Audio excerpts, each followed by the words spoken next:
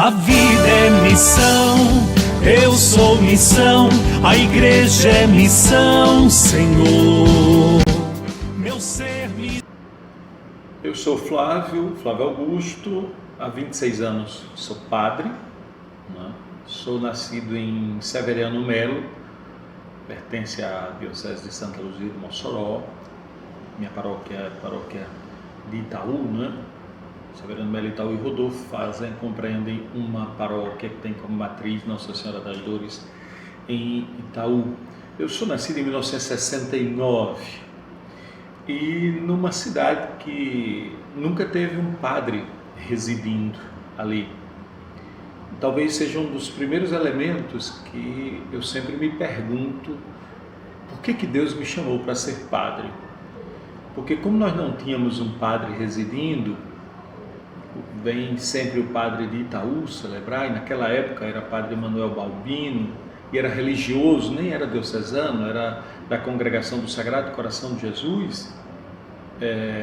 Me lembro, a criança tem muita imagem, né? Lembro bem de padre Manuel vindo num jipe celebrar em Severiano Melo, nas capelas ali.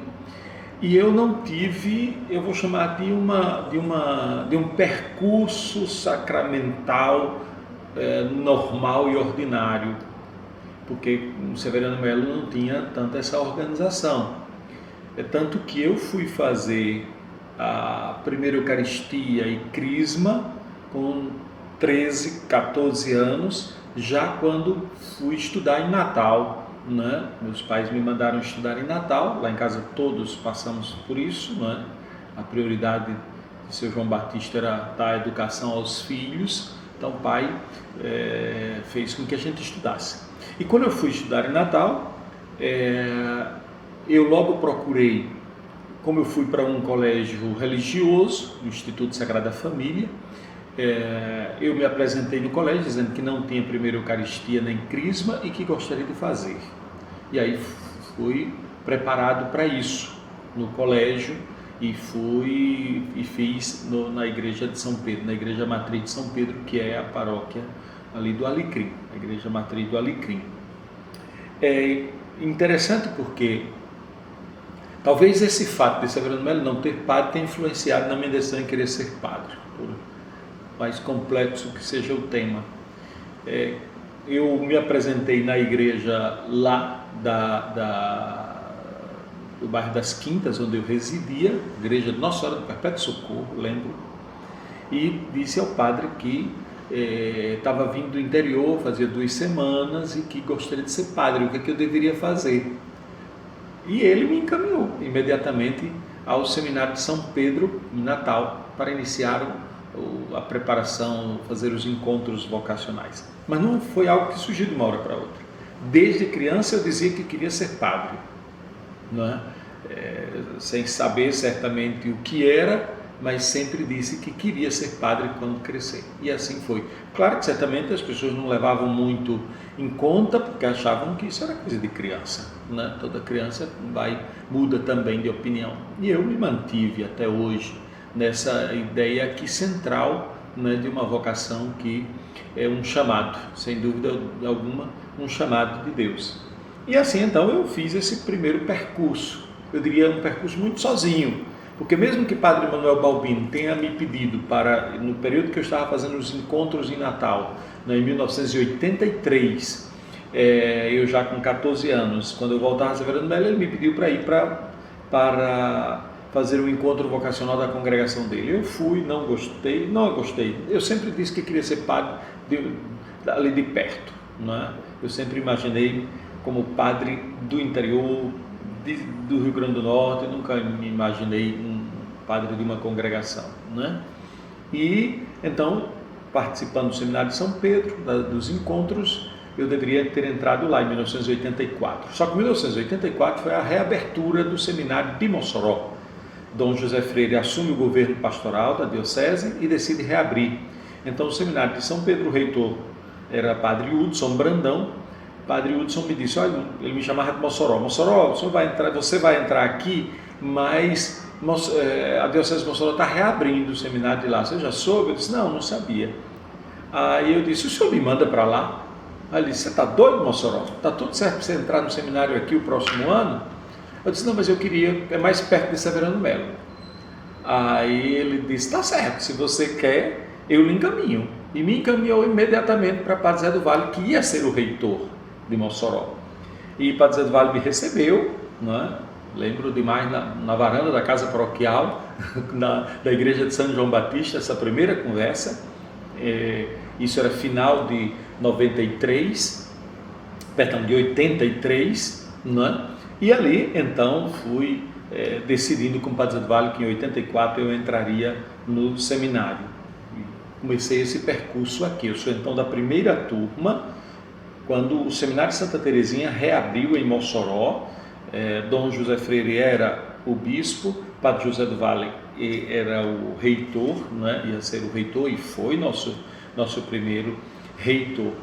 E ali comecei esse caminho, seja no seminário menor em Mossoró, depois fui para João Pessoa, para o seminário maior, onde cursei a filosofia, a teologia em João Pessoa, a filosofia em Recife, depois a teologia em João Pessoa e fui ordenado, né? Então assim, é um caminho. Eu acho que a cada dia eu penso que é a gente buscar dizer sim. Eu lembro que no dia da minha ordenação, quando eu fui ordenado padre, né, no dia 23 de julho de 93, eu lembro bem que quando nós, 94, né, quando terminou a celebração, foi todo mundo para o sítio ali, e eu sentei com o meu grupo de jovens, né, ali ao lado da capela, no chão mesmo, na calçada, e a minha pergunta na minha cabeça, os meus meninos riram muito, que é: agora, o que é que mudou na minha vida? O que é que mudou? Porque do ponto de vista antropológico, humano, o que é que mudou com a ordenação? Mas eu não sabia que a mudança ia ser gradual e contínua, porque o sim dado quando Dom José Freire me ordenou padre não foi só naquele dia. O sim, na verdade, eu acho que é todo dia, quando novos desafios são colocados, né? E eu sempre tive, assim, sempre tentei preservar ao longo da minha vida de presbítero esse vínculo, porque eu acho que o padre, ele cada vez deve ter menos projetos pessoais e mais projetos eclesiais.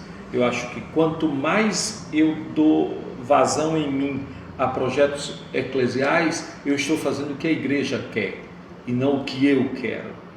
Sempre pautei minha vida ao longo desses 26 anos de padre, né?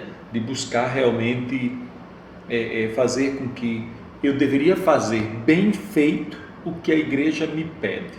Se puder ir além, eu sempre busco ir além, né? Mas sempre dentro daquilo que a igreja me pede.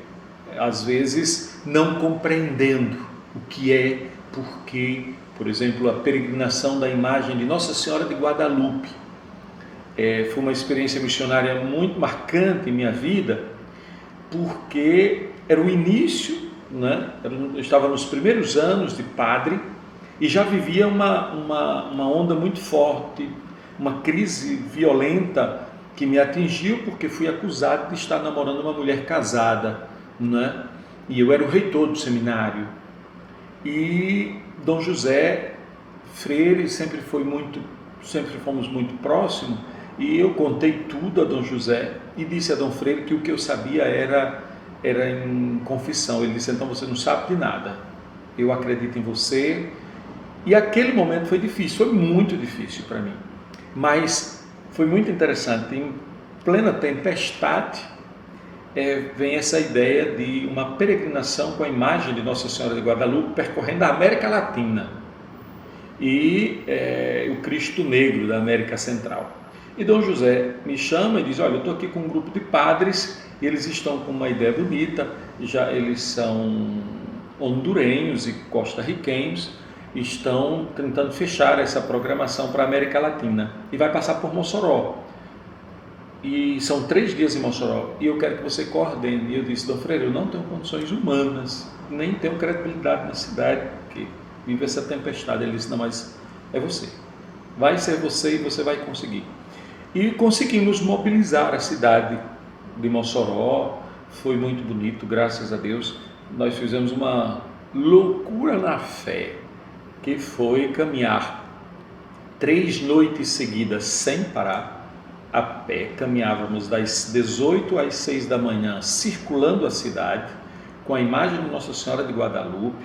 Nós circulamos Mossoró e durante o dia a imagem percorria entidades, grupos que prestam serviços, hospitais, instituições, abrigo, essas coisas aqui. Então foram 3 dias muito intensos. Eu devo ter dormido muito pouco, porque nas últimas horas eu já não tinha mais perna, foi preciso ajuda médica para eu conseguir andar, porque foram 3 dias intensos. Mas assim, nós conseguimos juntar um grande número de pessoas. Se eu não me engano, eram 15 equipes trabalhando, e aí eu brincava dizendo: se o povo não vier, só nós das equipes já faz o trabalho. Eram bonitos, eram todas as bandeiras dos países da América Latina, essa bela imagem de um Cristo negro em madeira muito grande, o quadro de Nossa Senhora de Guadalupe. E ali eu acho que para mim foi muito importante, porque foi um recado de Nossa Senhora para dizer: menino, você está começando a missão de padre agora, então esteja preparado, que não vai estar nunca sozinho. E acho que para mim foi assim um grande momento, porque ali começou minha paixão por Nossa Senhora de Guadalupe, que antes era só de livro, de ler. Ali eu vi o quanto ela foi importante e é importante na minha vida e na missão, porque me fez compreender depois, olhando, o quanto foi importante aquela missão ali, porque Nossa Senhora de Guadalupe não passou em nenhuma igreja matriz de Mossoró, ela passou somente nas capelas, para a gente entender que a nossa missão, ela precisa ir sempre aos lugares mais distantes. É fácil organizar, não é? Quando gira em torno da igreja principal. O mais difícil é quando se organiza e vê as coisas até onde não tem igreja, onde não tem capela. Então, a partir dali, busquei viver esse meu ministério como presbítero. Eu já disse, sempre muito ligado, fazendo o que a igreja me pede, né? Sempre muito ligado aos bispos, porque se o bispo me confia uma missão, eu tento vivê-la da melhor forma possível. Por isso, para mim, eu acho que hoje o ser padre é mais do que nunca um vínculo sempre mais estreito a Cristo, porque é Jesus que nos sustenta e é a razão de ser. Senão, minha gente, a gente se desencanta. O Cristo é a razão. E esta razão, ela se concretiza na igreja, na comunidade. Quanto mais eu me aproximo da comunidade, mais eu me vinculo a Cristo. E acho que o ser padre tem esta dupla relação maravilhosa que deve realmente fazer com que a gente nunca perca o encanto pelo ministério e nem pela vida.